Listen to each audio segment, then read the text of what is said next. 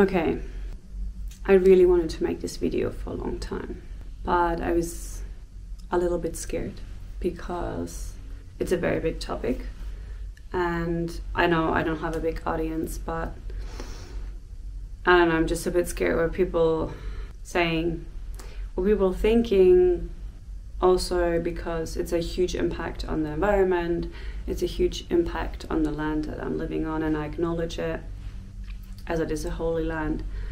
But that is not the topic here, and I don't want to discuss this here because I think it's gonna end up toxic. But now I only want to tell you what a lot of people are asking me. Pia, what are you doing in the mines?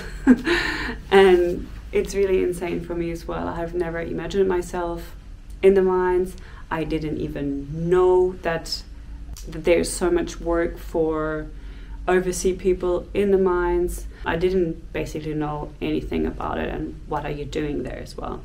So now I just want to tell you what to expect if you want to work in the mine, what the money is like and how the work schedule is like, and which kind of works you actually can do in the mine. So most people will just call this FIFO. FIFO means fly in and fly out. So fly into the mine because Western Australia is so huge that most people have to fly in from Perth. And fly out is obviously, so you're flying out, you're flying home, back to Perth. So Western Australia has the resources of iron ore, it has nickel, it has gold, it has aluminium, and it has natural gas. There are also probably more, but these are the most common one. So here again, I am aware of all of the matters, what has happened, but this is not for this video. I don't want to make it a big discussion here. So as I started to live around Perth, I started to bump into people that already had been working in the mines, and they were also from overseas. So it caught my interests, and I had been looking in there. And also, if you know me a little bit, I always have been working in hospitality, or mostly in hospitality in Australia, and I honestly just got a bit sick of it. I didn't feel like my path is like going there any further, so I just decided to change it. And I really wanted to get into the mine work and just give it a try. Have a new experience and see how it really is. Because I honestly could not imagine how it's like. Now we're just gonna come to the application process. If you want to apply for the mines in Western Australia, there are several agencies that you can look for. For example, IPA, Personal Remote, Hayes, CVO, and many more. I'm gonna link down below some. Most of the people that want to work casual, or people that are working holiday makers, want to work casual, because when you work casual, you can earn good money in short time. So that if that is something that you're looking for, you're right. So if you decide you want to work there, you need a resume and maybe a little cover letter. And the resume should be fine, any evidence that you have already been working in the mine. If you haven't, you know what to do. Apart from that, you need some license, for example, or like certificates. For example, the RSA of Western Australia. It's very good if you have your own driver's license. Then it's maybe also important to get like a food and safety handling certificate. They also ask you for your sizes because they also provide you some working gear. If you have finished this process, they will book you in for the medical test and as well for a drug and alcohol test. And there in the medical test, they basically just want to see if you are healthy and fit and you can lift. You have passed all of these tests, you are able to get booked your first swing. Oh, sorry. Right now, I am about to pack for my FIFO, my flight into the mines. And I just wanted to take you with me so you can see what I pack. I'm gonna have like a suitcase, and then I'll pack my stuff. Let's get started.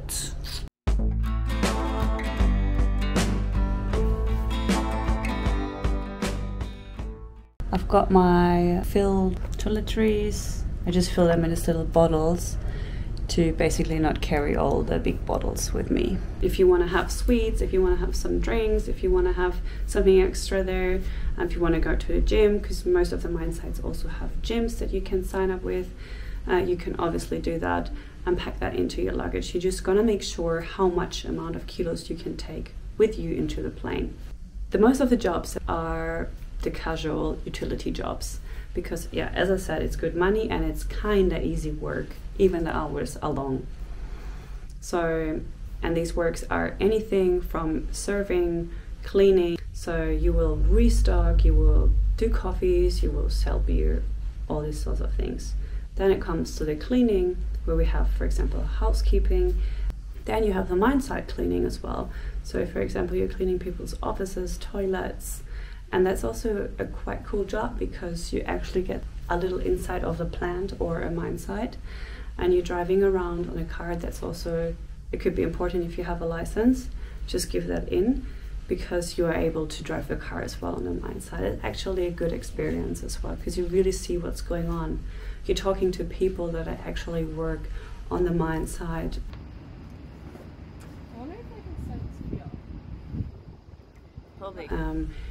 And talking to people that are sitting in offices, and yeah, I found it just very interesting. How many hours do you work? It could be that you're working like 10 to 12 hours daily. You have some breaks in between, and it could happen that you work for 2 weeks straight. I'm gonna go again. I'm really sad. I have to go to work in the mine during all the holiday season. Yeah, that's a bit, but yeah, what you gonna do for money, right? Everything. I guess sometimes the money is just, yeah, making you doing things that you actually don't want to do. Well, it's life. And yeah, I've just packed everything. You can see, there we go.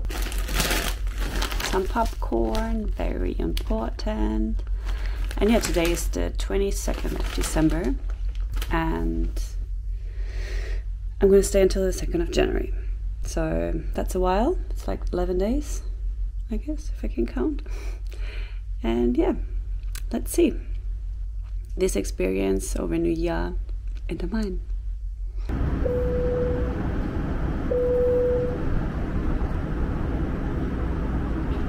This is the room that you get on the mine site that I am. When you are a casual, you get a single bed, you got a night desk or drawer, you have aircon, which is very necessary up in the west, in the northwest of Australia in the summer. As well, your own fridge, you got a TV if you want to watch TV. I was really lucky this time because I have a kettle. Usually you don't have one, but I like to drink tea, so yes, I loved it. So you have your desk if you want to do some work there or just eat.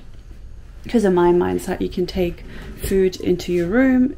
Here in some mine site you cannot do that, but here we're lucky and we can do it. So make sure to bring definitely like your cutlery and stuff, and maybe some boxes, containers that you can store your food in. And then you have as well a closet for all your clothes, and you want to store them in here. If you have a 2-week swing, you might also get a room cleaning service after 1 week, and your towels and your bed and everything gonna get changed and everything gets cleaned. And then you also have your bathroom. It's not as clean now. And here you get your towels changed, you get a shower, you get a mirror with a little bit of storage, and your sink. So I always bring my own face towels and stuff. And then you get 2 towels provided. You also are able to wash your clothes if you want. You just make sure you bring your laundry powder or you buy it here, but definitely don't forget your toiletries, because they are more expensive on mine sites than in usual stores. The rooms are actually only containers, and they have, it feels like they just have like a paper wall, so you hear people or phones or I don't know, whatever the people are doing next to your room, you definitely hear them. So I could recommend you to take earplugs for the night if you're a light sleeper. If you have your R&R, they call it here like that, which means rest and recover, which is a week or 2 weeks, depends on you what you want. As soon as you work casually, you can decide it. What kind of payment can you expect when you work as a utility worker? For my experience, I had earned between $36 to $40 an hour, and some agencies also pay you on top on public holidays. I hear from other people that they earn money up to $50 an hour. So it really depends on which agency you are with and which company you are working for. So how can you imagine a day at the mine site? So I started working, for example, 6 in the morning and I finish at 6 in the evening. So I make sure I pack my breakfast if I don't eat it before, and my lunch or my snacks that I want to have. Most of the time it happens if you're a utility and you work on cleaning on the mine site or on the campsite, you're working together, which is great because you can share things and it's actually fun because you met a lot of people, and if you have a good working mate, the days are just passing. Obviously, if you have a bad working mate, the time's really long. So it really depends on who you're working with. So as soon as you are in the plane, you don't have to spend any money anymore because your flight is covered by the company, your food is covered, and your accommodation as well. So if you don't want to buy anything anymore, you can happen to be with zero money out for 2 weeks, which is great.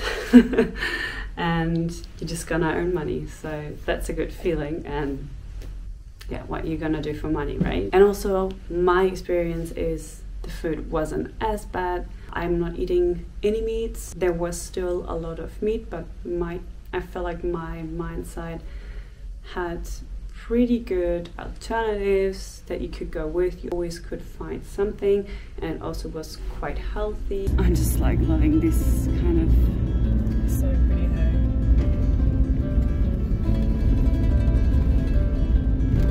So aggressive. I love this contrast as well.